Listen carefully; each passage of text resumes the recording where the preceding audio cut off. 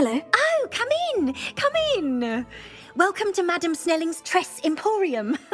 I'm sure I've no need to introduce myself. They used to call me Snelly. Oh, Snelly, why aren't you studying to be an aura? But I showed them.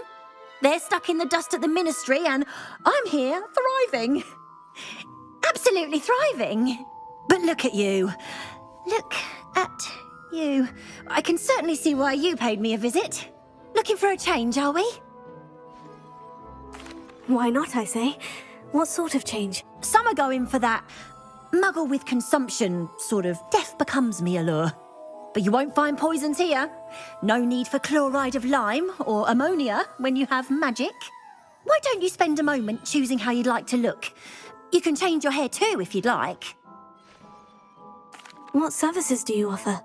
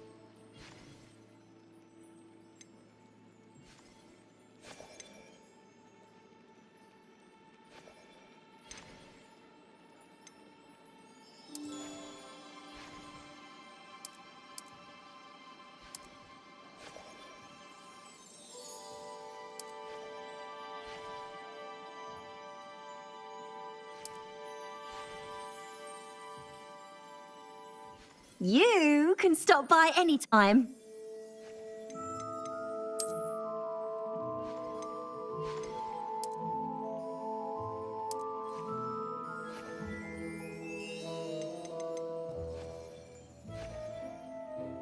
You take care now, and I shall hope to see you soon.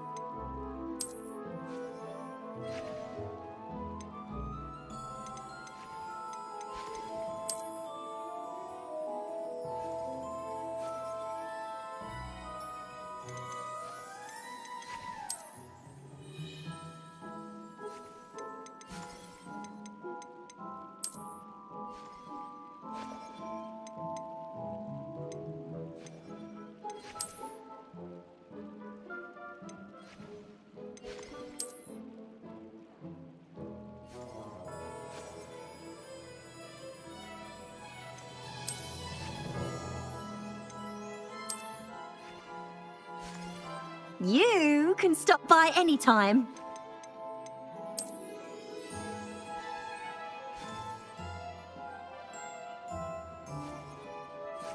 You take care now, and I shall hope to see you soon.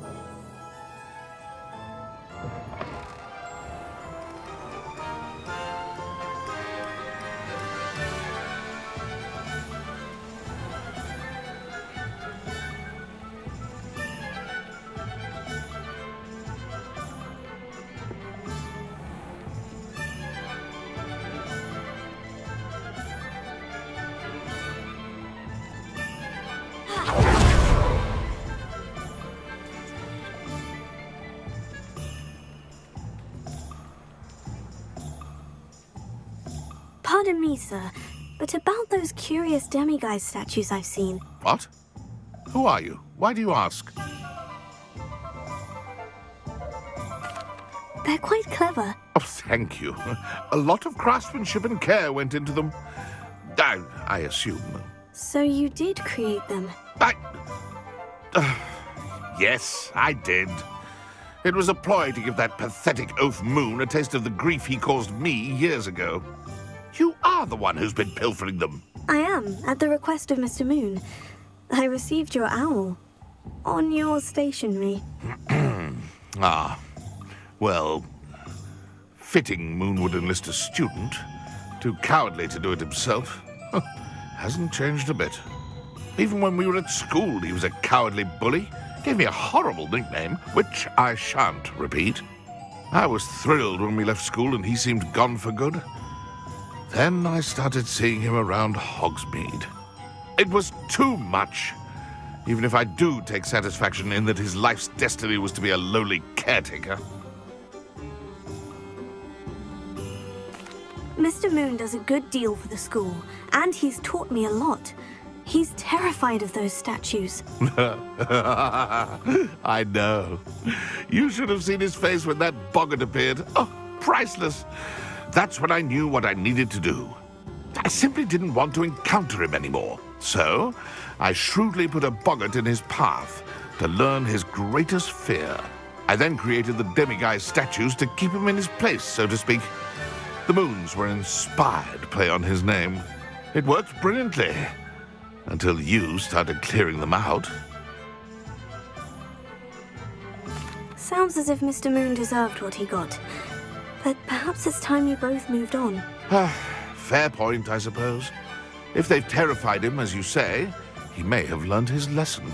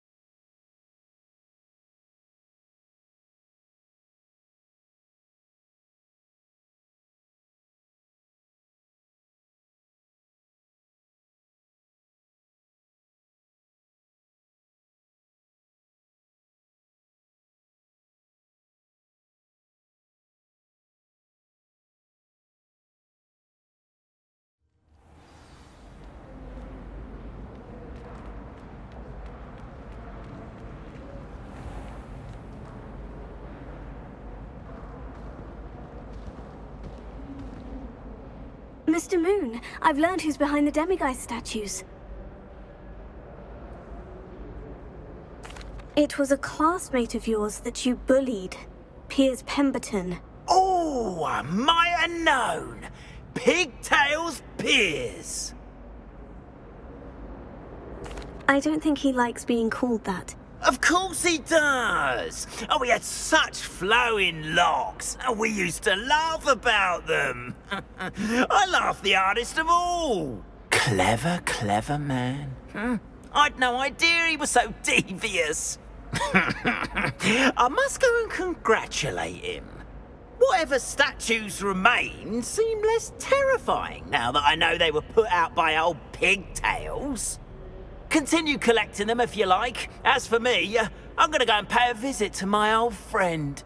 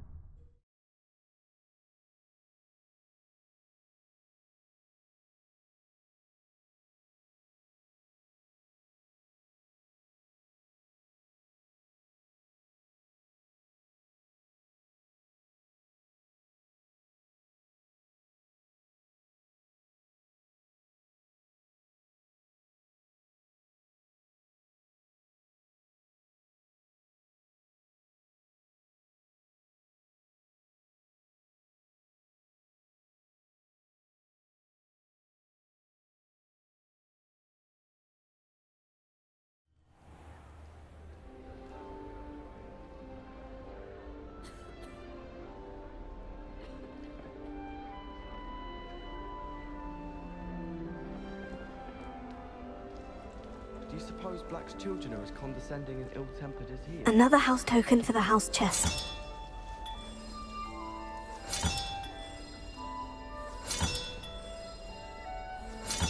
That's it. I'm making good progress with these tokens.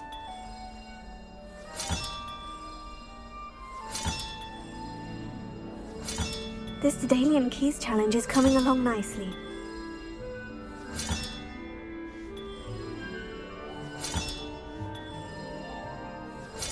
Another house token for the house chest. Here we go, the last house token. Time to see what's inside.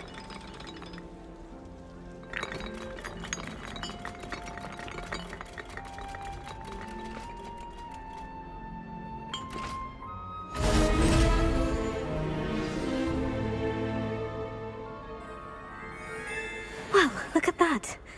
Thanks goes to the former headmistress, Eupraxia Mole. Good thing Professor Weasley.